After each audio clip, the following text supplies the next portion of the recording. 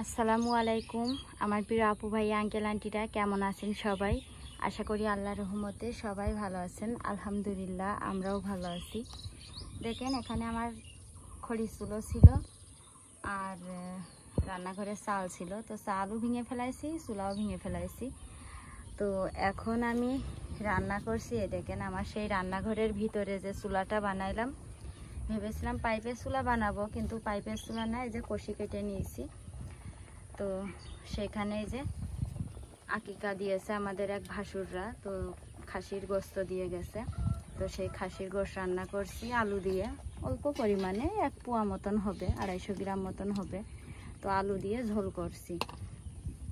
আর এই যে সজনের পাতা, তেলাকুচার পাতা ভাজি করব, তার জন্য শাকটা কেটে ধুয়ে কাঁচামরিচ পেঁয়াজ রসুন রেখে দিয়েছি। তো গোশটা রান্না শেষ করে তারপরে শাক ভাজি করব, তারপরে ভাত রান্না করব। তো গতকালকে ঈদের 2য় দিন ছিল, আজকে ঈদের 3য় দিন। তো গতকালকে ভিডিও দিইনি, ঈদের দিনকেও ছোট একটা 2 মিনিটের ভিডিও দিলাম। তো যাই হোক, আজকে ইনশাল্লাহ ভিডিও দিব। সারাদিন অনেক ভিডিওই করেছি, সারাদিন যা যা করছি সবই ভিডিও করছি। তবে ওই ভিডিওটা দিতে অনেক রাত হয়ে যাবে, এডিট করে ভয়েস ওভার দিয়ে মানে ছাড়তে অনেক রাত হয়ে যাবে। এই জন্য ভাবলাম আমার অনেক আপুরা আন্টিরা আছেন, অপেক্ষা করেন বা চিন্তা করেন আমার জন্য একদিন ভিডিও না দিলে। তো এই জন্য আর কি ছোটো ভিডিওটা করলাম। ইনশাল্লাহ যদি ঠিকঠাক মতো কারেন্ট থাকে তো যত রাতই হোক ভিডিও দিব, আজকে বড় ভিডিও। তো দেখেন এই চুলোটা একদম কিন্তু কাঁচা ভিজা চুলো, আজকেই প্রথম রান্না করছি।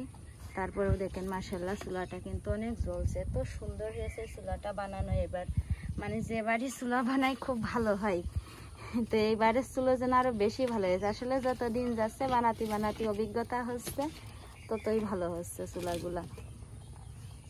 তো এই চিকুন কয়টা লাকড়ি টাকড়ি গুছাইলাম, আর এই গোবরের লাকড়িগুলোই পাশ দিয়ে রেখে দিয়েছি গরম হওয়ার জন্য। এখন বর্ষাকালে খড়ি কাঠি সব একদম ভিজে নরম হয়ে থাকে, এই জন্য 4 সাইডে রেখে দিয়েছি।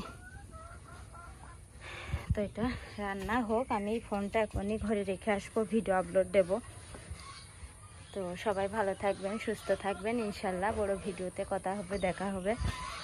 তো এই যে দেখেন এই চালটা খুলে ওখানে রাখিছি, আর এই চুলোটাও ভেঙে ফেলাইছি, এই দেখেন।